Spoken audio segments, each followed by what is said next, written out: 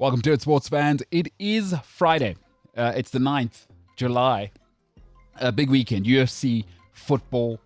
It's all going on. Preseason's back. Olympians flying over. Had a great message from one of our Olympians this morning, and he's juiced. Not in that way, but he's pumped to be there. He is pumped to get it going. He's been training essentially for now 5 years for the cycle, with the delayed cycle, and he is ready. One of his disciplines is to get on a cycling machine called a bike. One of the disciplines, of course, in the triathlon. So good luck, Richard Murray. Let's get it. You're a real dude. Really looking forward to the Olympics. But this weekend, all about UFC, all about the football. Italy. What are they saying?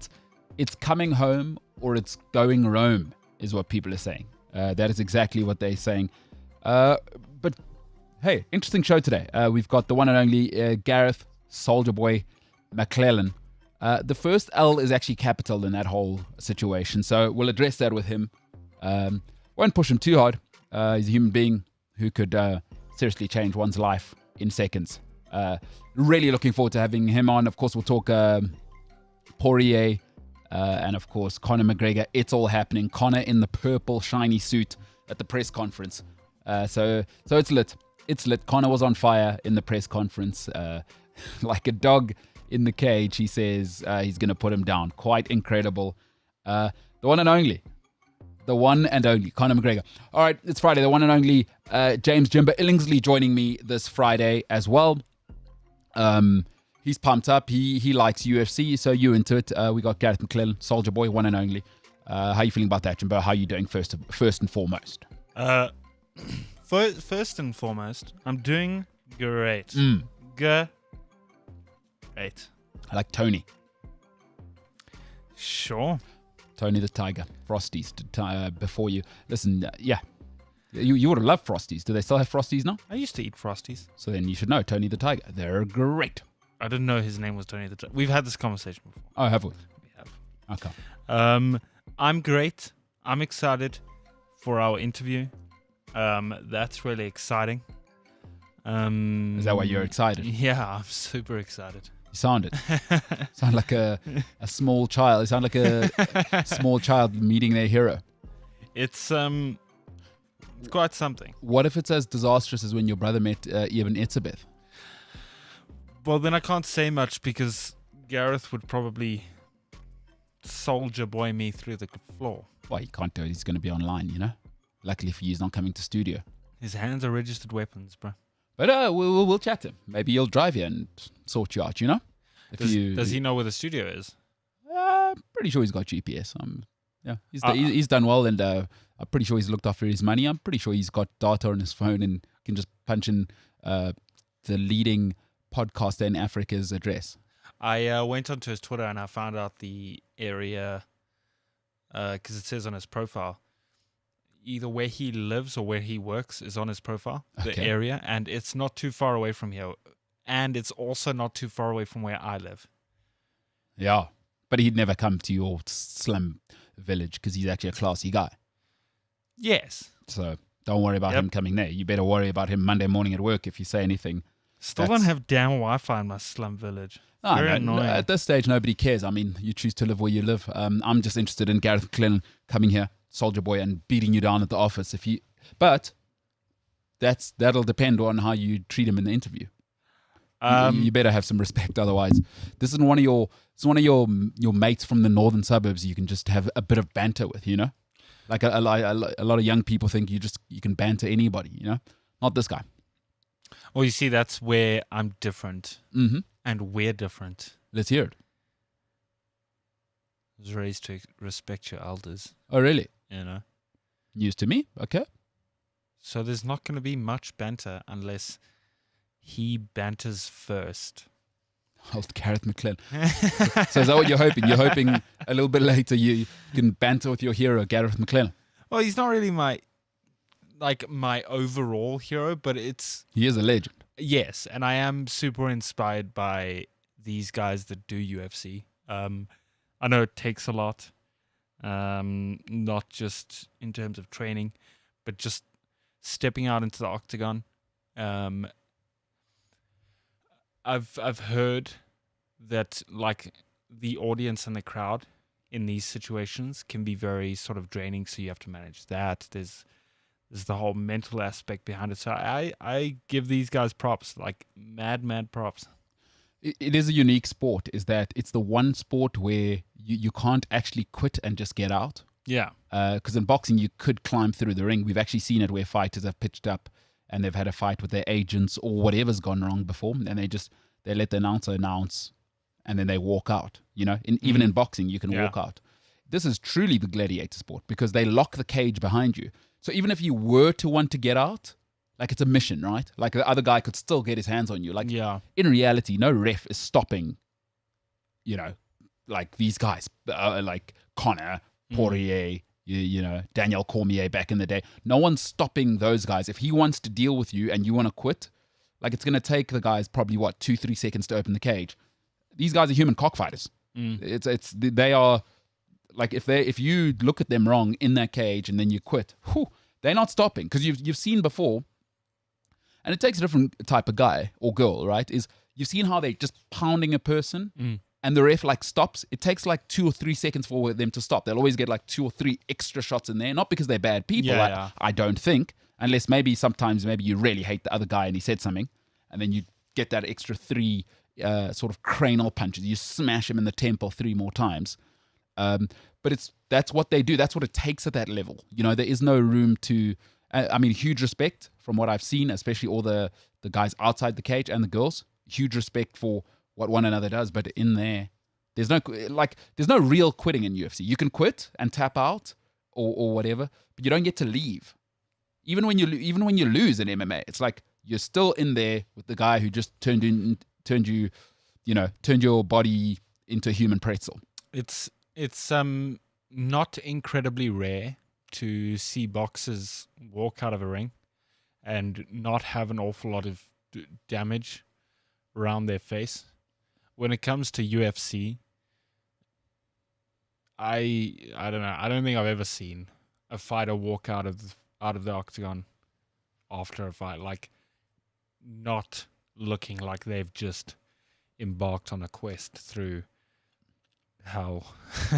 It's just brutal game. It's not for everybody. You got swollen eyes and also, for me, I never like to really know the backstory of UFC and guys and boxers because it takes a different type of person. Yeah. I'm not saying they're all like savages, but we just live in like a super PC world, which is why I actually think combat sports are doing so well. It's like there's a huge sector of society, and I don't think the UFC numbers are ever going to get ginormous like football, not because it's not an attractive sport, but it's going to get a cult following, and it's because I think a lot of people are just, and I'm one of them, I don't like PC culture. Like, this is legal violence. You must understand the mindset it takes for these guys. These guys and girls are as close as we'll get within the organized space to gladiators. Because, you've seen guys snap their shins and it's so hectic. And I love it. Listen, I'm a boxing guy, so I don't really get up at like 4 in the morning. I'll get up at 4 o'clock in the morning for a boxing. But I like to catch the highlights, watch it on Twitter, and I love it. I love what they're doing. I like warrior mindsets. I like people that are disciplined. So for me, this sport, more than what's happening in the cage, I love the process. I love process in life in general. So looking forward to that. Probably the greatest this country's ever produced. Gareth McClellan's going to join us. That'll be fun. You know what I'm more interested to learn about is the sort of months or weeks leading up to like a fight. Awesome. We'll ask him. And the preparations around it. Just don't get too excited, James. You're going to get to ask a guy who's actually done this at the very highest level in the world. Don't get too excited. Maybe Maybe I should run down to the car and run back up to kill some energy. Well, do your breathing exercises, because you do have anxiety coping mechanisms, so you could use those to just bring it down. Because what happens what happens when he comes on and then you losing your stuff and you ask him, what's your shoe size? When people panic. What did you have for breakfast? What do you think of chewing? Like you might get nervous and actually, and panic. So I'd hate that for you because now you've embarrassed yourself. Like I've interviewed him before. We had a great interview. But then you would have embarrassed yourself and he'll never ever want to speak to you again. And that'll be horrible. I hope that doesn't happen. And now I've put that in your mind, probably make you more nervous. Well, look, I've got his WhatsApp number now. So we can be friends and stuff. Oh my God. All right. James, it's terrible. This is terrible. Now I'm nervous that this is going to go awfully. My All right. hands are sweating. Oh, really? Yeah. Oh, listen, it's understandable. The guy is a freaking legend. It's cool, dude. Like I was looking through his record and stuff this morning and like his career and all of that stuff. It's just like, I think you're going to like something else about him. And I'm not joking. I think you'll love something else about him, but I'll tell you as we bring him in what it is, and you'll love it. Actually, you will love it. I think I know what it is. Okay, maybe you do. I But think I know what it I'll is. I'll say it when we start. So if I say it now, it's just going to be too much. So save some of your nervous, I don't know, tiny baby trying to get sweets from his parents' energy for when Gareth McLellan is. And by the way, James, don't embarrass me. I'm not going to. Well, I don't know. You sound a bit giddy, and now what's going to happen, Gareth? Because he's going to say, "Hey, why'd you employ that guy?" And then it's a reflection on me. So I'm pretty good under pressure. Yeah, sure. Stress. The moment will come, and I'll be cool as a cucumber. You're not even talking to the guy, and your hands are sweating. What are you gonna? Your glasses are gonna slide off your face when he comes on. All right, Jimbo, good to have you. Let's get some of that music as I do every single Friday. Let's start off on this note. It is obviously the Europa or Euro final, Europa. Europa final. It is Euro 2020 in 2021. It's the final Sunday, and I thought, you know what? Let me give my 5 finals that I've seen. Right, the 5 greatest finals I've ever seen. Right, in sporting history. I'm going to give you my 5 greatest sporting finals in history that I've ever seen. Right. Let's start off at number 5. A dying game, purely because the ICC are rubbish. But in 2019, one of the greatest sort of sporting events ever went to the wire in every way that it can. Listen, ties don't happen in cricket. They don't. They do not happen. It's almost impossible in cricket. You've got 6 opportunities to accumulate sort of runs or take wickets. It's just, the odds are so ridiculous. It is so ridiculous. Ties don't happen. England and New Zealand tied twice in the same game. Even better, it was in a final. That doesn't happen. It's impossible. It is impossible. They tied twice in the same game. Super over. Even in the super over, it's a tie. And that's the second tie in the game. And then we're talking about them winning on boundary count. A World Cup final, the stuff dreams are made of. For England to do it, of course, that means so much more with Lords and what cricket is to that nation.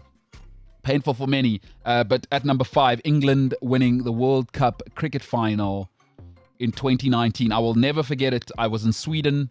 We were with a young bunch of guys who were playing in a football tournament. We were sort of co-chaperoning a young British team, an under-15 team, and they were all gathering around a cell phone as we walked through the streets of Sweden on our way to a stadium. It was incredible, and these lads went berserk, and you heard it's about 3,000 teams at this tournament, I think, give or take. Might be more, might be less. Anyway, you just heard pockets of English teams across the streets, and we couldn't see them, but we could hear them. Obviously, they had a delayed feed wherever they were, and the English went berserk. At number 5, the England World Cup win in 2019. At number 4, 3-0 down at halftime. And then you see these names across from you, not only on paper, but now you walk past them in the dressing room. Dida, Cafu, Stam, Nesta, Maldini, Pirlo, Seedorf, Kaká, Crespo, Shevchenko. You're down, by the way, from the very first minute. Hernan Crespo has gone and scored that. But the second half, a different story. The most boring analogy in history, truly the epitome of a game of 2 halves. At halftime, Rafa Benitez brings on Dida Hamann. And listen, like COVID, he changed everything. Hamann changed everything. from 3-1 to 3-2 to 3-3 to penalties to Jerzy Dudek to history. They did it 5 times, and it was in Istanbul in 2005. Liverpool coming back against AC Milan is just sublime. Just sublime. That's at number 4. At number 3, most tennis majors are actually a bit of a damp squib in the final. I don't know what it is. You never get great finals. You never ever get great finals. Now, I have a story about this one. I was actually in England at the time, and I had tickets. And back then, I was a bit of a heavy drinker. I overslept. I did this as well for the 4-6-4 game or whatever South Africa had against Australia. So it's happened twice to me. Had tickets to this final. I overslept. That day was just a misery for me. I'll never forget it. But in 2008, 4 hours, 48 minutes, 5 sets, and indeed history, and to this day, still the longest final in major history. Just unplayable. Two of the greats, in fact, the two greatest, gave us, if you're a tennis fan like I am, a memory of a lifetime. Ladies and gentlemen, at number 3, Roger Federer lost to Rafa Nadal in 2008, but ultimately everybody won on that day who was into tennis. It was nearly 5 hours of incredible high-level tennis. 5th set went to 9-7. Absolutely phenomenal. At number 2, in 1997, mankind and the timeline of history was introduced to the greatest sportsman with no comparison in the history of recreation, of sport, of any endeavor where there's competition based on athletic ability. The greatest, and he has no comparison. He is still, to this day, unplayable. Nobody has come close. And he continues to change TV ratings for an entire sport. So let me give you this. In the first round, he went -2, 2 under. Second round, he was 6 under. He went 6 under. In the third round, he went 7 under. Fourth round, it really was a procession. But he went on to set a record, 12 strokes, I believe. He won the Masters by. The incredible part is he's 21 years old at this stage. 21 years old. It's the greatest golf performance ever. And he went on to grace and dominate, truly dominate. People always say dominate. Like Barcelona think they dominated. This guy dominated for a decade. Unplayable, unmatched, still the greatest. Augusta 97, I remember it like it was yesterday. Ladies and gentlemen, the greatest sportsman of all time gave us the greatest performance, perhaps of all time. Tiger Woods at Augusta 97 is the second greatest final I've ever seen. Don't believe me? If you're into sport, just go and see how he decimates Augusta on that day. And that was a different Tiger, by the way. That was rip it Tiger. No fear, nobody cared, and he didn't care. It was a different Tiger. It was the best version of Tiger we've actually still probably ever seen. That sort of 97 to 2000 Tiger, before the pressure, and I think they tried to turn him into a square when he just let it rip and his talent took over. It was absolutely different. At number 1, I don't think there's a contest for this. 21 points down in the up until the third quarter. 21-0 down at a stage. Thomas Edward Brady proceeded to put on a clinic. Matt Ryan had Julio Jones and that high-flying offense. And never again will you see this. Tom Brady put on a second-half clinic in quarterback play. Bill Belichick put on a clinic in bend but don't break defense. And on this day, the greatest American sportsman in traditional sport, second to Tiger Woods in my eye, but certainly the greatest quarterback to ever live, separated himself from the rest, and he's gone on to win 2 more. Montana and Bradshaw had 4. He had 4 at this stage.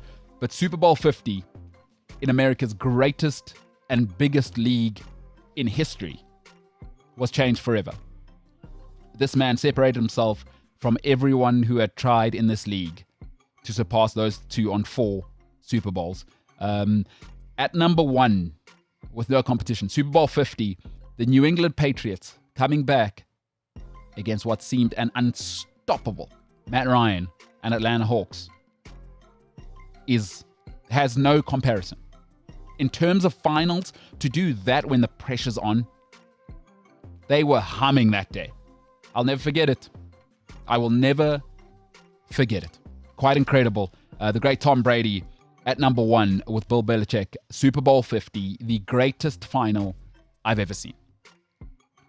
Just nothing like it. At number 5, England winning the World Cup in 2019. At number 4, Liverpool coming back against AC Milan in 2005. At number 3, Roger Federer lost to Rafa Nadal in a match I should have been at. Coulda, should have been there. Coulda, shoulda, woulda. No one cares, but in 2008, that was history. At number 2, Tiger Woods, the greatest sportsman we have ever seen. At the age of 21 at Augusta in 1997, changed the face of golf and I believe sports consumption forevermore on that day. At the age of 21, the greatest round Augusta still has ever seen to this day. Quite sensational.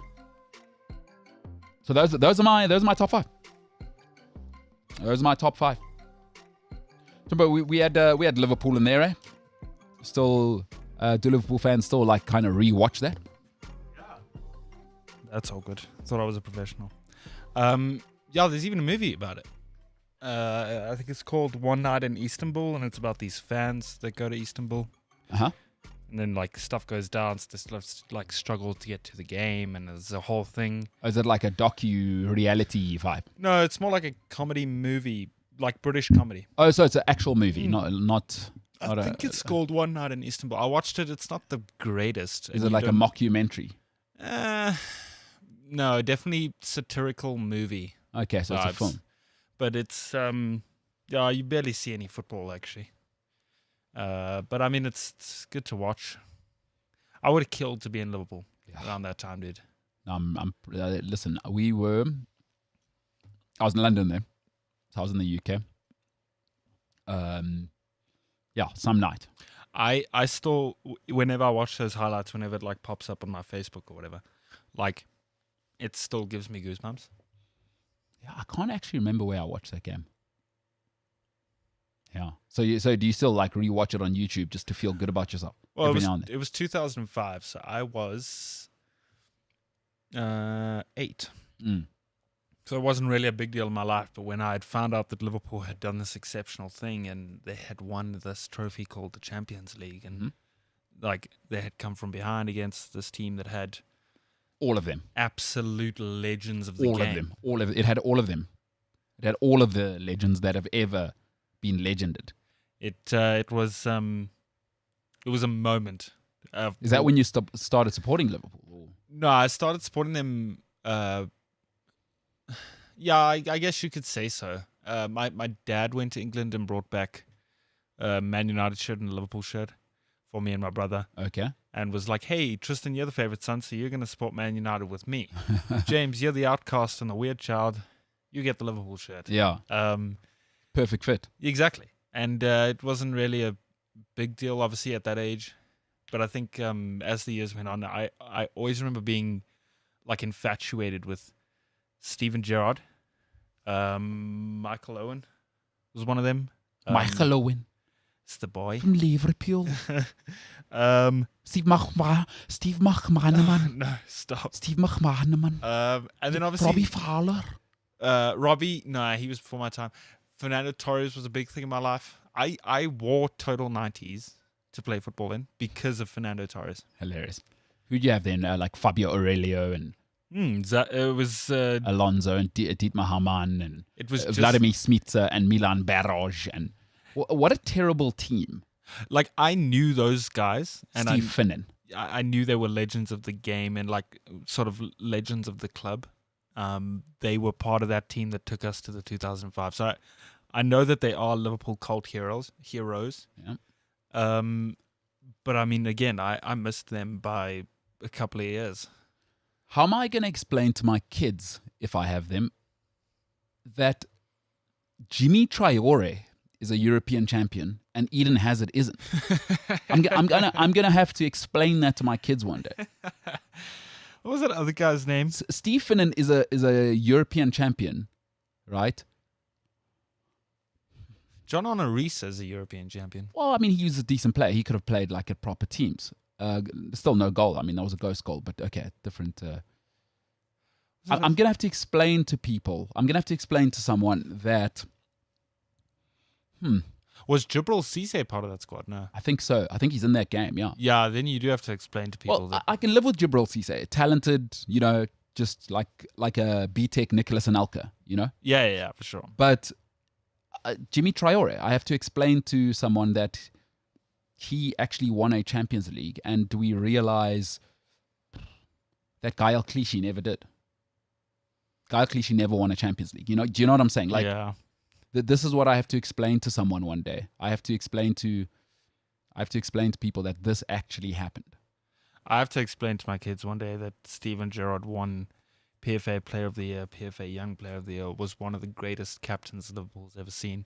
Took Liverpool to a Champions League win, but never won a Premier League.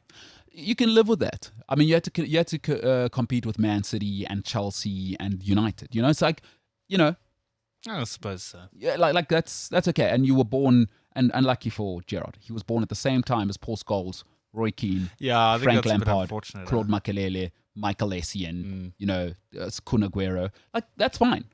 But Jimmy Traore has got a Champions League win. Hey, having said that, so does Salomon Kalou and Ryan Bertrand. By the way, Ryan Bertrand's starting in a... Okay, anyway. All I know is if any of my kids come home and say, Dad, I want to support Man United. You're sleeping in the garage with the dog. It's not happening. Not happening, child. That's fair. You can go sleep at Uncle Tristan's house. So you might think that is funny, but my cousin supports Kaizer Chiefs, and so on my dad's side is all Orlando Pirates, and I can't remember way back when it was, but Chiefs beat Pirates, and literally my uncle kicked him out the house just for the day for celebrating. But not like play. Like real. Oh no. He had to. I can't remember if he slept at our house or no, real. That's real. That's real. So that's a real thing. What you're saying, I know you think you're joking, but that exists. Wow. Yeah, that's gonna happen. And I get it. Football matters. It's exceptional stuff. Football matters to people. You know what I'm saying? It's a religion. It is in more. the UK. Yeah, more and and globally. I mean, listen, the UK is not the only place that cares about football. The thing about British people is they're quite reserved. The way you really feel what football is like, I can't say it enough. When I went to Argentina, it's another level, because the large majority of Argentine people will express themselves. Like, it's very different. In the UK, if you're walking in the streets, people generally look down or look, kind of, it's just a conservative society. In South America, people look at you. Like, it doesn't matter. It's not like Vos. They're just intense people. And I don't know what that is about their culture. They're like, they're into touch and feel. And yeah, it's just a whole different experience. It goes to another level. So UK think they love football. No, sir. They've got no idea. Like Argentina is just a whole, South America is just a whole different experience, because the people are just in your face. So it's a whole different world. Point is, shout out Liverpool. Probably never do it again, James, just so you know. I think you're lying. Although you just won the Champions League with Jurgen, huh? We did, and we didn't even need Gerrard and Xabi Alonso and... Yeah, all you needed was a world record signing at centre-back and goalkeeper. You did it with just elbow grease. It wasn't, at least you didn't buy it. You know what I mean, James? All you needed was a world record signing at centre-back and goalkeeper. Hey, at least we can win it. Yeah. Our one of our arch rivals can't even win the Europa League, so... Yeah, that's true. They lost to Villarreal. So, it sucks to be there. You're going to watch, how are we doing? Where's old Gareth McClellan there? Are we getting him? He did finish up with what he was busy with this morning. I'm waiting for him to jump on the Okay, call. no, that's cool. So we'll cut to him once we've got him. You're going to watch this weekend, James? I mean, it's at a ridiculous hour. Or are you going to just get up and watch it? I think it'll be on Sunday morning going into... Sunday morning, I think. McGregor Poirier. Yep. I do want to watch it. I think it's actually going to be going into Monday morning. Early hours Monday morning. So is it on Sunday night? I think so. I could be wrong. Might be. The time zones are weird when it comes to like boxing events and stuff. So, well, that's when it's in America. I mean, it's not that weird. It's just how the world is. It's not flat. No, I know, but like they'll tell you the event starts at 8, but then the main event will only start at like. Oh, I see what you're saying. And then does that mean Sunday or Saturday? Oh, I see what you're saying. You know? I see what you're saying. Yeah. So, also, if I have Wi-Fi, absolutely.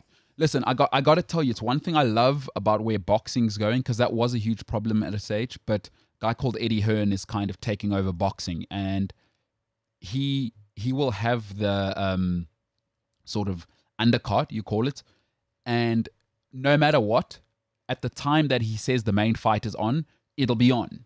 Like there's no, okay, let's fit all the undercards in. Have the undercard after the main fight, off the TV. You know what I mean? Or don't have it at all. I love that about Eddie Hearn and their production. So that is such an important thing if you're a like boxing or UFC fan. My journalism skills are poor. Whoa. So is my English. Okay. The fight's early Sunday morning, by the way. Yeah, so it'll be Saturday night South African time going into early Sunday morning. Tricky. That's I mean, James, you're in a situation where you live in a slum, which you've chosen to do. So I feel absolutely nothing for you, and your internet doesn't work at the moment. You're gonna have to spend all of your savings where you might have maybe spent petrol to go to your girlfriend's house. Instead of that, you're gonna have to spend it on data so you can watch the fight. Well. And not pirate it, obviously. So there's many things in what you just said there, right? Mm-hmm. There's many things to unpack. Sure. Should we get some crystals and some lavender oil so that you can be comfortable when you unpack this as a Sagittarius? Let's unpack this, and then we jump into an intermission, right? Yeah, lavender oil. Right. So I can't drive to my girlfriend because that's in the Northwest Province. Oh, she lives in a different province. Gauteng is closed currently. Secondly, what else was there to Wait, unpack? can she come here? No. Oh, so it's closed for even the outsiders, the foreigners. Until Sunday, yeah. So no foreigners is what we're saying. No foreigners. We don't even want, Listen, now maybe so for those who don't know, if you don't live in South Africa, there's we live in provinces, and we do have international listeners. By the way, Gibraltar just joining that list. We had a few people in Gibraltar listening to the show. Sensational. So our province, which is the economic hub of Africa, really, people will tell you slightly differently, but it still is. If you want to do business in Africa, you do it through Sandton, Johannesburg first and foremost. But our province is Gauteng, and it is now on the hardest lockdown you can ever imagine, like granite hard. Granite used to be on Gladiators, I think. Do you remember Granite? Or you were too young for Gladiators? No, my brother and my dad used to watch Gladiators. Okay, yeah, Granite. But I'm talking about the substance, not the person. Although you'd probably want that person to be the security guard, making sure that the lockdown works, so it actually works on that front. But anyway, so you can't actually leave this province, and we have 8 other provinces. James's girlfriend, so it's an hour away to leave this province. Who would have thought? But yeah, so she lives there, and now James is in a lockdown. So what do you do now? Do you just Zoom each other? Because I know couples like to talk and chat and stuff. We have video calls. We chat on WhatsApp. Yeah. So it's like a long distance relationship right now. Right now, yeah, kind of. And you know what's annoying? Here's where people get it wrong. All right, we're gonna in a bit we'll have former middleweight champion, of course, Gareth McLennan on. But I got to address this. Here's what people get wrong in long-term or in long-distance relationships. Well, if you're in a long-term relationship, you haven't gotten anything wrong. Congratulations to you. That's awesome. But the people in long-distance relationships who want to chat every day, they're the problem. Yes. You can't chat every day. Like, you're not interesting enough to have something happen in 5 days where I need to hear it every day. Do you know what I mean? Like, I don't need to speak to you every day. And I think it ruins a lot of relationships because nobody's that interesting. I'm sorry. Nobody is interesting enough where every day, and there's nothing worse for me. I remember it back in the day. Maybe this is why I'm single. There's nothing wrong Oh, in and amongst... Yeah. This is one of the major reasons why I'm single, is that... Sorry, just a little update on Gareth. I have to start a new Google Meets call because I think this one's broken. That's okay. So that's where we are. Rather a broken link than a broken heart, I've always said. Rather a broken link than a broken heart. I've already said it. Heart. But is with the chat thing, right? Is that I hate being on a video call and we're umming and ahhing. So what did you do today? No, we're past that, and now they're looking for reasons to be on the call. Like no, we done. I don't love you less because we're not on the call. I hate that. And you end up having like 6-hour video calls. Have you had that yet, James? No, not a 6-hour. No, but not call. Like 6, like 3 hours. No, I've got things to do, bro. So it's just, hey, how you doing? We do the video call. We say our things. We have a bit of a chat, and sometimes it runs over an hour, or but not every day, surely. I got things to do for the show, like every day. Or are you doing the video stuff every day? Oh no. Okay, probably at least once a week. Okay, great. Yeah. So you in a solid relationship, because those people who want to chat every day, let me just tell you, I've been in 2 long distance relationships. No, thank you. # no thanks. Those were with the Serbian chicks, right? No, Slovakian. So a little bit. You're being xenophobic here, because it's not racist. I'm not. You are a little bit. You're basically grouping all of the Baltics and the Slavs in the same sort of thing, the old USSR. You're basically saying, let's go back to the USSR, because what you're saying is Serbian, Slovakian, what's the difference? But you told me about the Slovakian chick. Yeah. Or at least one of them. That's why I was asking if it was that one. No, you said Serbian. So that's complete. Now you're even more xenophobic. So you've actually gone full on xenophobic there by sticking to your position even more. Like, no, this is what it is. You've said Serbian. I've clearly said Slovakian. 2 completely. Former Yugoslavia versus former Czechoslovakia. I mean, pastrami and polony are not the same thing, pal. In your mind, though, they just meat. One's full of offal and the one's just super healthy. But don't worry about it, Jimbo. It's all meat, I think. Unbelievable. Unbelievable. I think that you, sir, need to get a grip. So now, is the xenophobic thing, is that something you're doing to be interesting now that your lady can't come and see you, or you? It's not a part of who I am, if that's what you mean. Okay, so why did you say Serbians and Slovakians are the same thing? Because A, I'm juggling about 81 things right now, and B, you did tell me about wait, what did I say? Serbian. I said Serbian, right? Yes. I said Serbian because you told me about a Serbian chick. Yeah, I mean, I've been with but this is not. That's why I said Serbian. Never had a Serbian girlfriend. I wasn't roping in any Baltic states. But no, never had a Serbian girlfriend, so I don't know why that came up. So yeah, James, listen, in a bit we'll have Gareth, Soldier Boy, McClellan. The first L's capital, by the way, just so you know, in that whole situation. Well, I don't know. That's what it is. What must I do about that? I'm just telling you, in the McClellan part, first L, capital. All right, I'll tell you what we'll do. We'll take an intermission. You can find this podcast on cliffcentral.com, the Cliff Central app, or wherever you get your podcasts. It's the MKT Show. It's not Cliff Central Sport. A lot of people fall into that trap. Don't do it. Don't fall into that trap. James fell into a xenophobic trap right now, saying all Baltics are the same. All Vitches are the same. All Slavs are the same. That's what happened. I mean, old Yugoslavia, old Czech Republic, James says, they were all behind the same wall anyway, and I'm saying, Mr. Gorbachev, tear down that wall. All right, MKT Show. See you in a bit.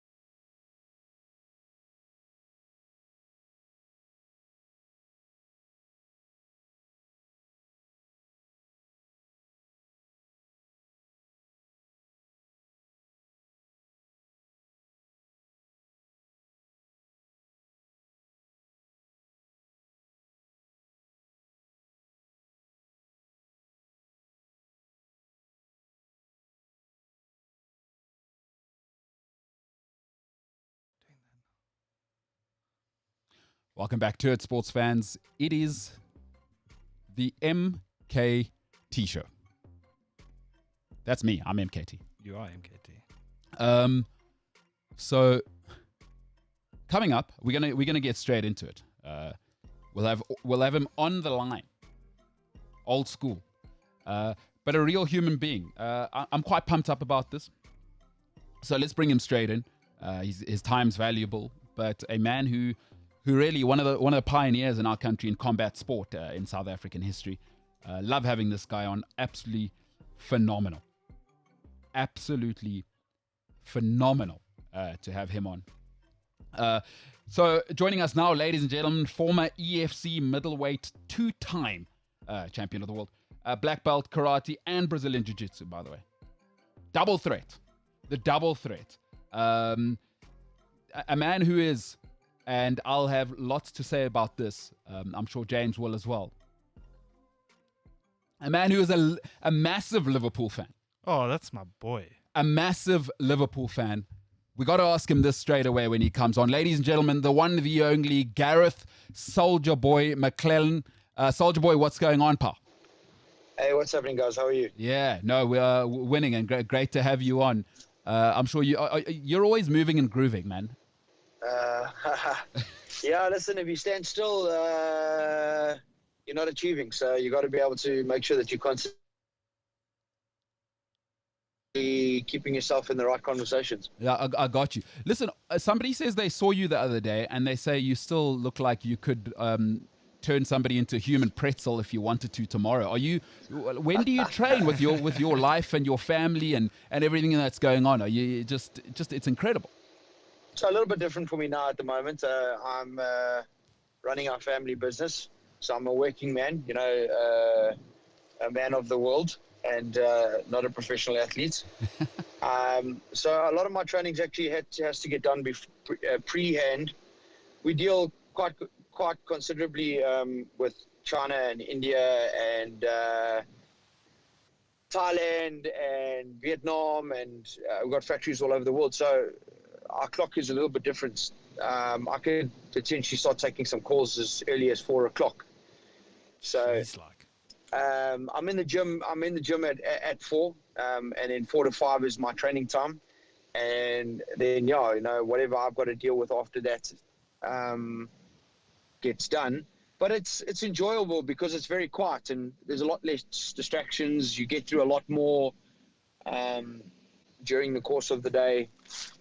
So yeah, I mean, I suppose I made my career on hard work, so it doesn't really faze me too much.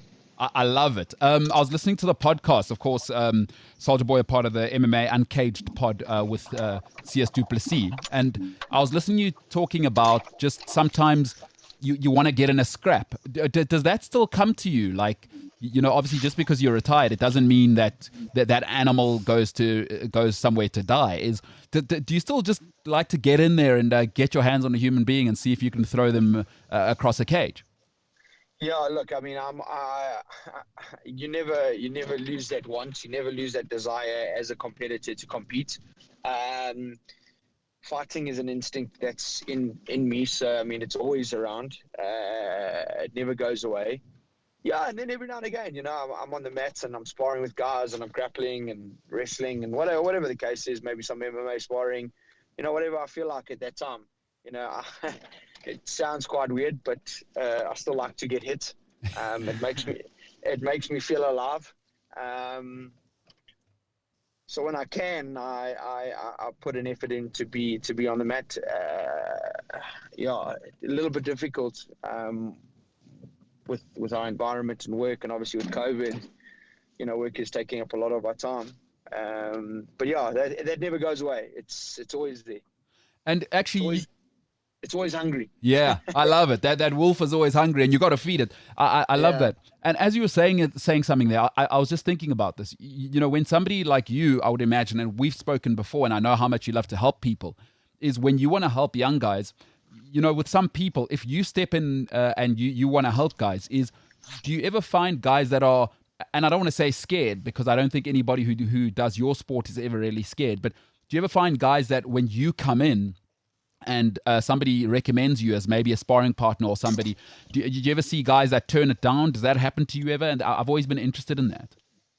Yeah, look, I mean, I don't think it's a case of fear. I don't think it's a case of people being scared. I mean, if you're in a combat environment, you're definitely not scared to get into a scrap with anybody. Just more a respect thing. I think guys do respect other fighters, and they do respect me when I come and I train with them. But I mean, that's across the board. That's the same respect I would show to anybody when they came into my zone and came to help me out as well.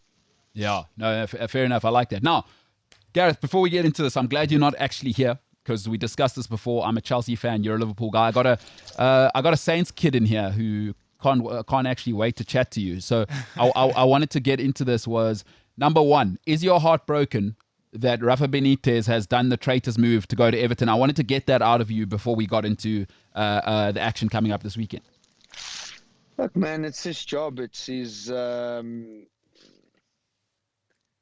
I don't really know. I mean, he's a guy who served Liverpool so well and brought us a Champions League. Everton being your biggest rivals, but I mean, is Everton really going to be a rival enough on the same level as Liverpool? I love it. So, I suppose he can help them as much as he can, but not the same team. Look, I mean, Everton were good last year. They were very destructive in taking Virgil van Dijk out. I think that was a massive contention.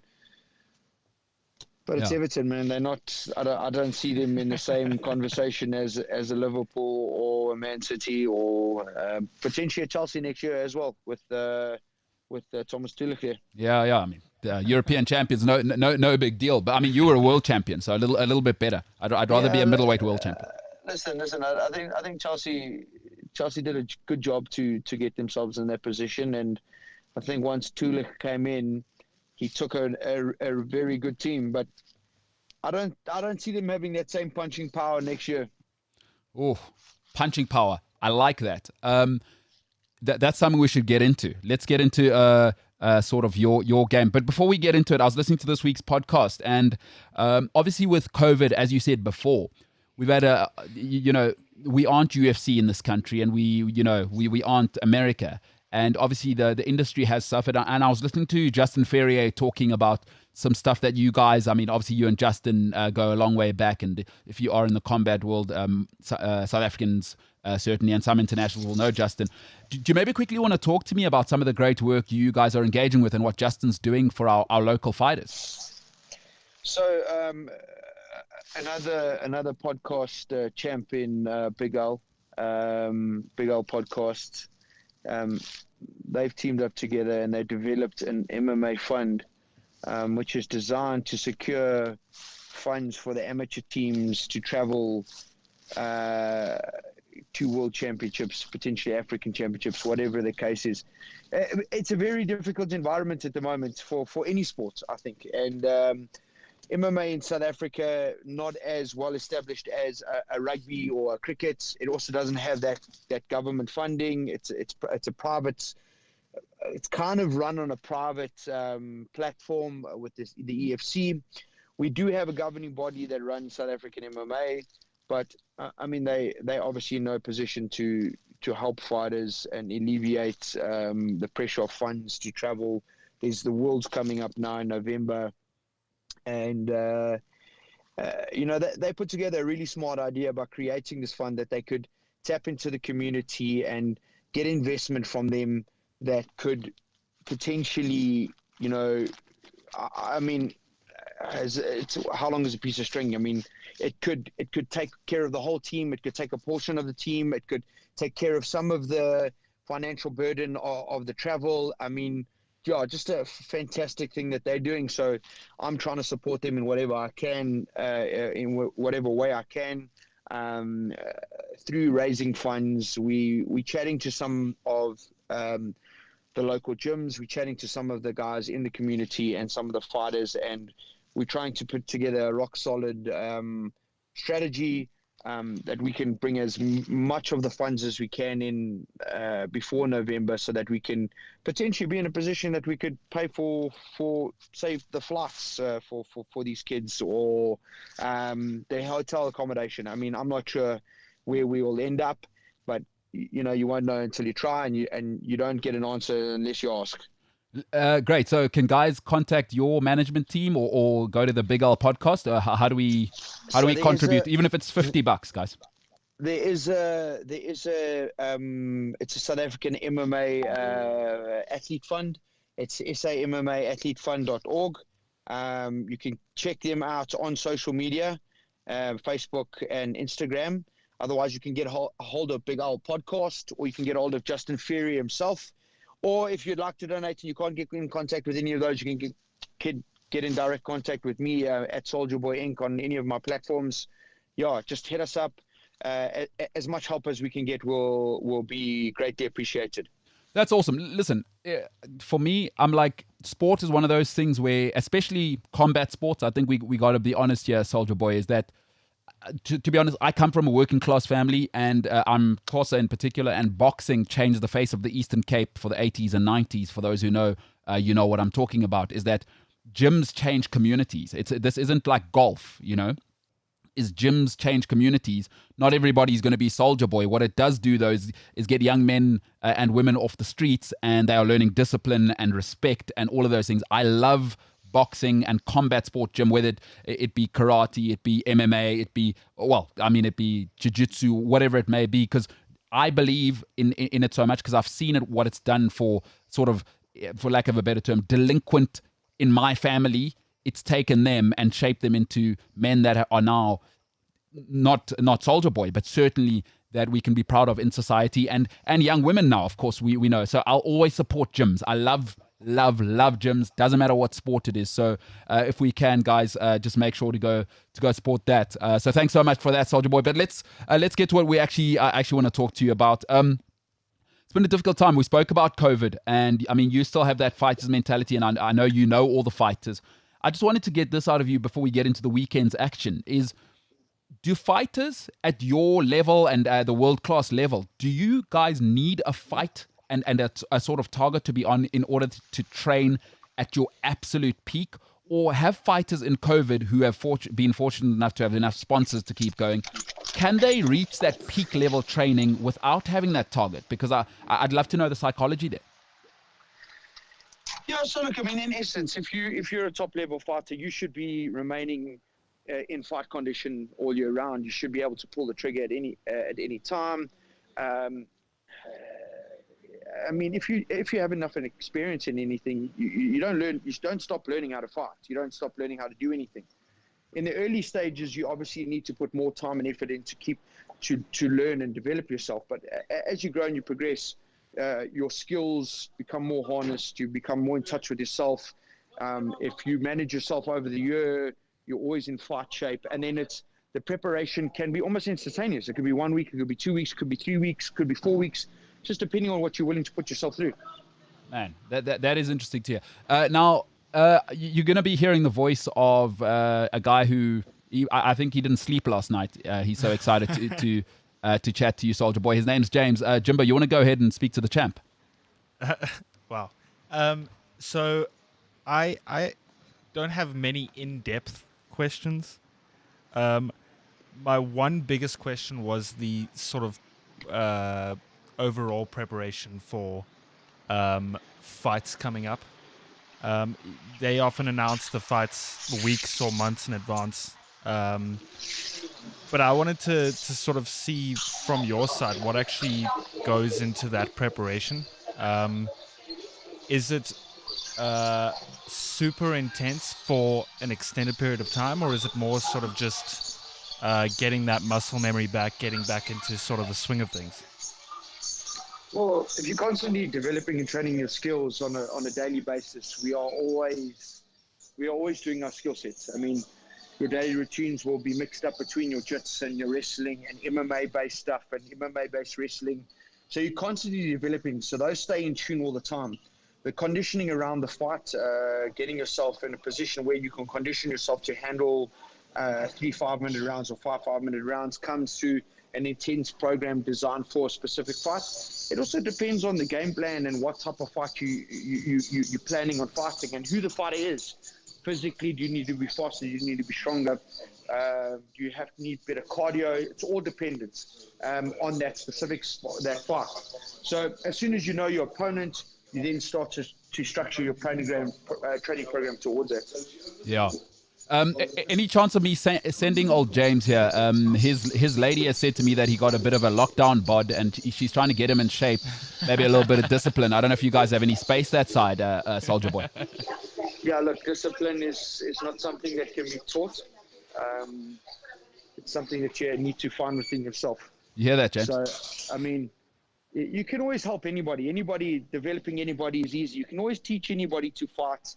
You can always teach them a skill set. You can always make them fit and you can make them strong. You can't teach people discipline. You can't teach people hard work. You can't teach them a work ethic. That's something they need to teach themselves. We see it often. We see guys who come in and have this dream of being fighters, and they get in and they just can't handle the situation, because it takes an incredible amount of hard work to develop yourself to become a professional fighter. It's probably the hardest job in the world in terms of professional sport. You physically are putting yourself through day in, day out routines that physically you're exhausted, and then you need to have the mental capacity to go with that. You also then need to deal with all the emotions that come with fighting another human being. I mean, it's not easy to say, okay, cool, I'm going to get in a cage and fight somebody. There's fear, there's excitement, it just constantly changes on you. And then the more that you deplete and drain your body, and the more that you physically exhaust it, your emotions change as well. I mean, you battle to sleep deprivation. People know what that's like. So it's not an environment that's for the faint-hearted. It's a space that is incredibly difficult, and it's hard to be successful in. I mean, it's a very, very unforgiving sport. It's a sport that you can be the top dog for 10 years, lose one fight, and it changes. People's attitude changes. I mean, the world's fickle, and people want to be around winners. And as soon as you're not performing at that level, it's quite easy to walk away from you or not to give you same attention. But in turn, you come back with another win, and all of a sudden, people think you're a god. So, I mean, it poses so many different questions to you, and it takes you through this unbelievable journey. I would never, ever in my life, ever take back what I've learned and what I've been through and what I've experienced in life. It's molded me into the man that I am today. It's taught me all my life lessons. It taught me how to work hard when things were going right. It taught me how to work hard when things weren't going right. It's taught me how to deal with disappointment and failure, to know that that's part of life. It's something that will always come at you. It's how you atone yourself. How do you come back and answer those questions that get asked of you? Yeah, it's an interesting space. I often get asked the question, guys, somebody come, fighter, I want to do this. What's your recommendation? I was like, hey, let somebody punch you in the face first to decide whether or not you want to be a fighter. Because anybody can hit you. Anybody can hit somebody. The question is, can you be hit and still perform the way that you want to? Yeah, listen, doesn't sound like the sport for James. I just want to quickly tell you a story. His internet went down at home, and he nearly had a meltdown. So, Soldier Boy, I think we'll leave it to you. And I'd love it if you just pitched up at the office one day just to get James going, because sometimes he's not as disciplined as he should be. So, hey, but that's a real thing you just said. That's a real. It ain't for everybody. But I think it's a life lesson. What creates success? Hard work and discipline.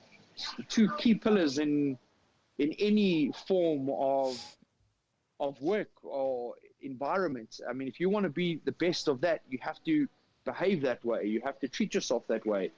You have to be a professional, and a professional doesn't only mean the ability to have a smart mind. It's the ability to have a body that can match your mind. You have to have a soul that can match your body and mind. You need to have your emotions in check, that you can manage all the scenarios and situations that you put through. Success is not, and I'll say this in a certain way, but success is not for most people, because most people think it's a pill, or it's something that you just take, or I'm going to wake up one day and I'm going to be this rock star. Oh. Doesn't work like that. It's never worked like that. It's it's hard, long hours of grinding and failing and falling on your face and getting up and going again until you break through. I mean, you look at most of the world's biggest stars, actors, movie actors. These are guys who were nothing before. They worked their dead-end jobs. They were fighting to get somewhere. You look at stars and athletes out there, they've had to really invest themselves to a point of no return to get to where they are in life. I mean, you don't just wake up and one day go, I'm a Springbok, or I'm going to play South African cricket. There's very few people in the world that can. Don't get it wrong. There are guys that are just that talented that go, okay, cool, I want to play cricket, and pick up a bat and become a cricket player or a bowl, or I'm going to play rugby, and they become a star. That's just Herschel Gibbs. That's a small portion of people. Yeah. The rest of the world, you're stuck with the hard grind. And if you're willing to grind and put yourself in a space where not many people are willing to go, the world is your oyster. You can achieve anything that you want. Jimbo, what you got, pal? So from a lot of your answers to these questions, I can tell, and I'm sure the listeners can as well, you're very passionate about working hard to achieve a goal, and very passionate about the UFC as a sport and combat sports in general. What do you sort of make of these almost pretend fighters in Hollywood, like Logan and Jake Paul, who are sort of moving into the combat sports industry as social media stars, almost coming across as them wanting to make a quick buck or a quick million or whatever it is? I wanted to see what you thought of that sort of mindset. Is it really a passion from their side, or are they just in it for, just the quick? So this is a scenario. I mean, these are two guys that have built a name for themselves on a public platform that puts them in a position where they can drag people into conversations and dragging people into these crazy ideas and make a lot of money from it. That's smart business. That's clever business. You can never take that away from them. They've done an exceptional job to put themselves in a situation that they are. They do seem to be very attached to fighting and boxing, and they were wrestlers before. They love combat sports. They ask a lot of hard questions that a lot of people won't ask in the combat sports arena. They put a lot of pressure on people, and maybe it's about time. Maybe it's about time that the pressure is put on, that fighters are better paid and given better opportunity. Yeah. Go ahead. The reality about the fighting for them is, there's some sparring, there's some showmanship, a sparring session with Floyd Mayweather, a boxing now, a former UFC champion who's a great champion. People must understand that Tyron Woodley was a great champion. He's a guy with hard work ethic, a guy who got himself to the top of the sport on a global platform. He's no chump. Yeah.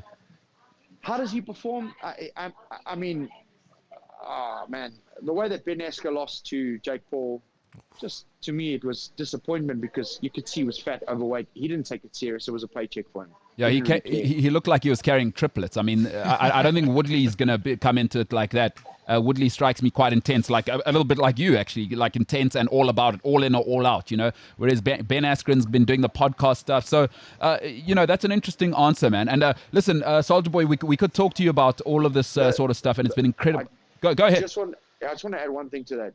Those guys they're knocking on doors.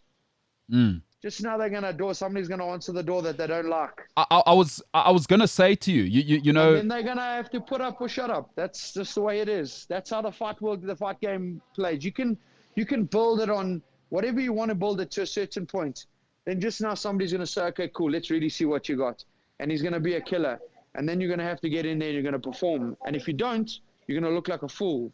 Or you might get in and win. And then kudos to you, man. Yeah. You took a different route to get there, in a different way and a different strategy. And if you perform and you're winning, then you've got to be classed as a fighter.